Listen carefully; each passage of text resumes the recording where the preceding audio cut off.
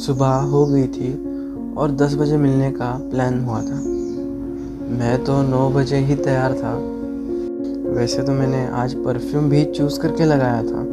Perfume में भी confusion हो रहा था कि ये उसे पसंद आएगा या नहीं। रास्ता 10 मिनट का था, मगर मैं 20 मिनट पहले ही निकल गया। उसके आने के इंतज़ार में अब 1 मिनट भी 1 घंटे के बराबर था। 1-2 मिनट शायद वो पहले ही आ पहुँची। तब मैंने पहली दफ़ा हैंडशेक किया उसके साथ। मैंने कहा, हेलो नेहा। तो वो अपनी मीठी मुस्कान के साथ बोली, हाय उमर, बहुत दिन बाद मुलाकात हुई। तो मेरी गंदी आदत, मैंने एक पीछे मार ही दिया। मैंने कहा, हाँ वो तो है, बहुत दिन बाद मुलाकात हुई, मगर बस स्टॉप पे नहीं हुई, ये अच्छी बात है। तो वो हंसने लगी। अभी उसे पता कि वो पीछे उसे अच्छा लगा या बुरा। उसने कहा, चलो अभी बैठते हैं या इधर ही सब बातें करनी है। तो हम एक बेंच पर बैठ गए। बैठते ही बिना वक्त गवाए मैंने पूछ लिया, क्या इम्पोर्टेंट बात करनी है तुम्हें? तो उसने कहा, उमर यार, बहुत दिन से कंफ्यूज थी मैं कि शायद ये है या नहीं, तुम्हें बताऊं क्या नहीं, और बताया भी तो शायद कुछ फ़ायदा होगा इस बात से या नहीं। मगर थोड़े दिन बाद मैंने कन्फ्यूजन दूर कर लिया और शायद तुम्हें बताना लाजमी समझा। वैसे तो ये क्या बोल रही थी, मुझे कुछ समझ नहीं आ रहा था। तो मैंने कहा, नेहा, मुझे कुछ समझ नहीं आ रहा है, तुम क्या कहना चाहती हो? तो फिर उसने कहानी की शुरुआत की। उमर, मैंने तुम्हें एक दफ़ा कहा था कि मेरा एक बॉयफ्रेंड था, उसका नाम सतीश है। हम जब स्कूल में थे तब उसने मुझे प्रपोज़ किया था और मैंने उसे हाँ भी बोला था। हम 4 साल से रिलेशनशिप में थे। अचानक सतीश ने कहा, यार नेहा, अब बस करते हैं, मुझे मेरी लाइफ जीनी है और हम अभी एक नहीं हो सकते। इतना बोलने के बाद वो रुक गई। शायद उसकी आंखों में आंसू आया है, ऐसे मुझे लगा।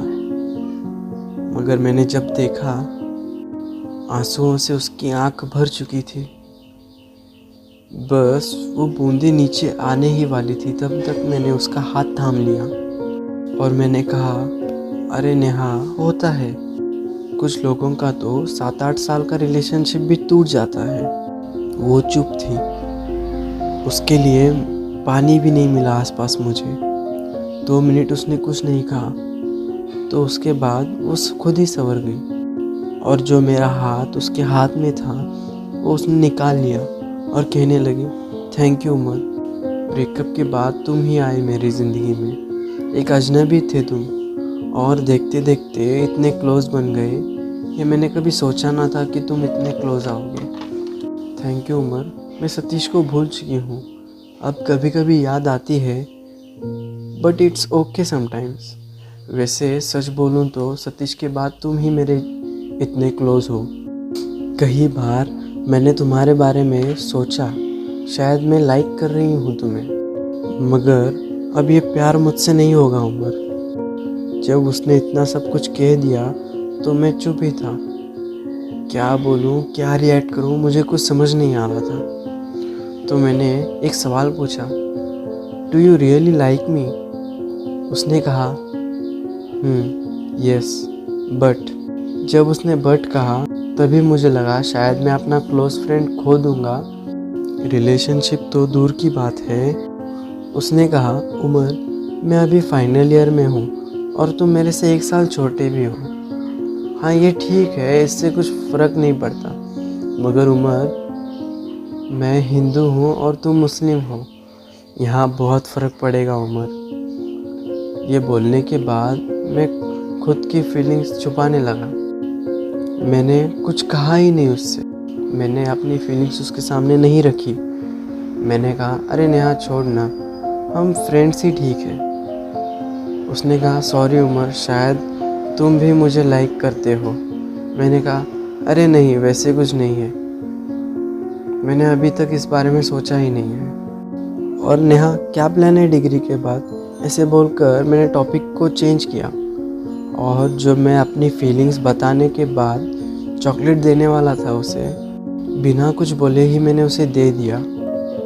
तो उसने बड़ी प्यार से थैंक यू बोलकर ले लिया। मुझे पता था शायद ये हमारी आखिरी मुलाकात है, तो मेरे गले मिलने का बहुत मन था, मगर ये होना लगभग नामुमकिन था।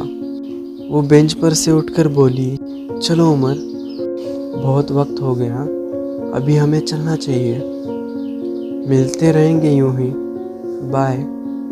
उस मुलाकात के बाद ऑनलाइन बातें भी कम होने लगी, नॉर्मल चैट्स भी कभी कभार होने लगे। क्लोज फ्रेंड शायद वापस सिर्फ फ्रेंड होने लगी थी। इन सब में कभी कभी दिल पूछता है, क्या हम सिर्फ दोस्त ही थे?